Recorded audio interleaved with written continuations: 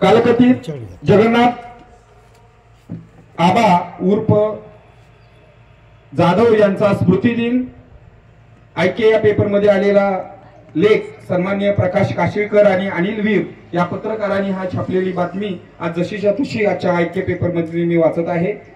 जगत शांती प्रतिष्ठानचे संस्थापक संजयजी जाधव व विश्वास जाधव यांचे वडील कालकथित जगन्नाथ सटवा जाधव यांचा 5वा स्मृती दिन साजरा होत आहे। या पार्श्वभूमीवर 5 वर्षात केलेल्या समाज उपयोगी कार्याचा आढावा या लेखामध्ये आलेला आहे।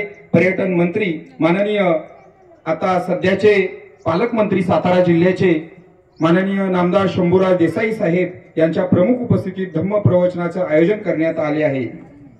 धम्मचारी अभय बोधी मुंबई हे प्रमुख प्रवचन व धम्म देसना देणार आहेत। प्रथम स्मृती दिनानिमित्त जिल्ह्यातील नामवंत नागरिक माता पिता पुरस्कार देऊन त्यांना प्रदान करण्यात आला। समाजामध्ये सामाजिक बांधिलकी जपून ज्यांनी आपल्या मुलांना घडवलं अशा आई वडिलांना पुरस्कार मोरणा शिक्षण संस्थेचे अध्यक्ष सन्माननीय रविराज देसाई यांच्या हस्ते देण्यात आलेला होता। तृतीय स्मृती दिनानिमित्त आबांच्या जीवनावर साहित्यिक आता सध्या या कार्यक्रमासाठी उपस्थित आहेत साहित्यिक प्रकाश काशीळकर यांचे आबा आधारवड या पुस्तकाचं लेखन केलं आणि त्याचं प्रकाशन माननीय नामदार शंभूराज देसाई साहेब यांच्या हस्ते करण्यात आले होते। जवळपास आज अखेर 1000 प्रतीचं मोफत वाटप या आबांच्या जीवनावरती पुस्तकाचं करण्यात आलेलं आहे। हे विश्वस्त कार्य आबांच्या कुटुंबियांनी केलेलं आहे हे तमाम जनतेने प्रेरणादायी आहे।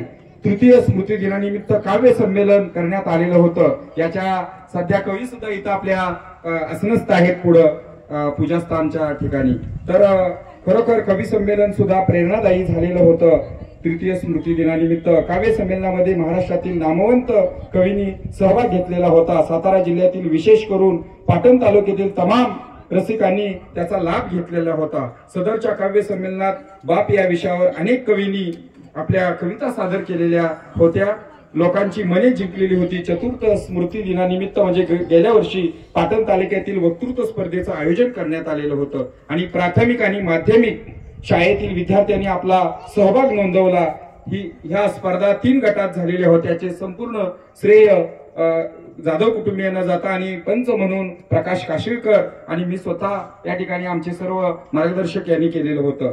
जवळपास प्रथम द्वितीय आणि तृतीय उत्तेजनार्थ अशी 12 बक्षिसे रोख स्वरूपात ट्रॉफी देऊन शालेय विद्यार्थ्यांना गेल्या गत सालामध्ये सन्मान करण्यात आलेला होता। या वक्तृत्व स्पर्धेत जवळपास 200 विद्यार्थी यांनी सहभाग नोंदवलेला होता। या स्पर्धेचे देखील पाटण तालुक्यातील सर्व शिक्षक पालक सर्वांनी कौतुक केलं। जसं की आता प्रल्हाद माने साहेबांनी उल्लेख केला त्याप्रमाणे आबांच्या स्मरणार्थ पाटण येथील डॉक्टर बाबासाहेब आंबेडकर स्मारकास रंगरंगोटी करून संजय जाधव कुटुंबीय यांनी ते पूर्ण केलं। त्यांच्या दानशूर व्यक्तिमत्वामुळे समाजाला एक दिशा व प्रेरणा मिळत आहे। आज आबांचा 5वा स्मृती दिन संपन्न होणार आहे। या ठिकाणी 10 वाजता संपन्न होत आहे आज।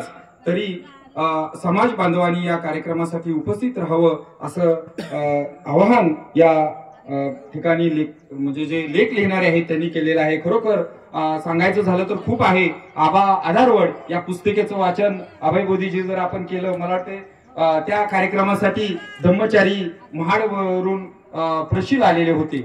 कित्येक कार्यक्रम प्रबोधनपर अजूनही त्याच्यामध्ये एक बातमी राहिली की प्रबोधन शाहिरी पोवाड्यातून करण्यासाठी महावीर शिंदे हे सुद्धा आलेले होते। अंधश्रद्धा निर्मूलन समितीचे कार्यकर्ते आलेले होते। म्हणजे सांगायचा हा हेतू आहे की आपले जे स्मृतिदिन होतात किंवा आपल्या पुण्यतिथी होतात किंवा आपलं वर्षश्राद्ध होतं ते कसं होतं कांबळेताई आपल्याला माहित आहे।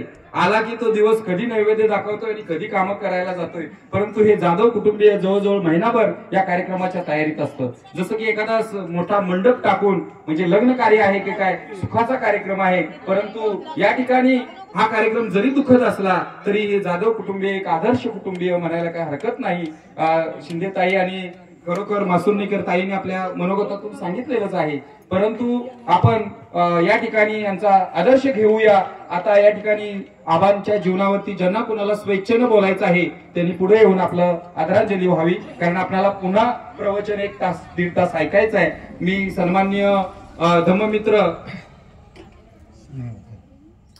तर प्रवचनकार यांना आपण ऐकणार आहोत. कोण बोलणार असेल तर यावं आबांना आदरांजली वाहण्यासाठी.